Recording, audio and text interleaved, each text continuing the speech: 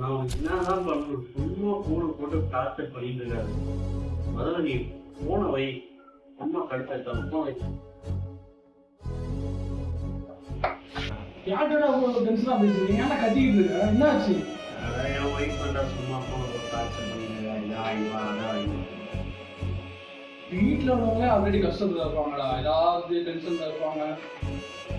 நம்ம மாதிரி பசங்க கஷ்டம் உனக்கு தெரியாது. 20 வயசு ஆனா போதும். அதுக்கப்புறம் பிடிக்காம ஒரு வேலையை செஞ்சுக்கிட்டு முதல்ல அப்பா அம்மாக்காக வாழ்வாங்க, அடுத்து பொண்டாட்டிக்காக வாழ்வாங்க, அடுத்து பிள்ளைக்காக வாழ்வாங்க.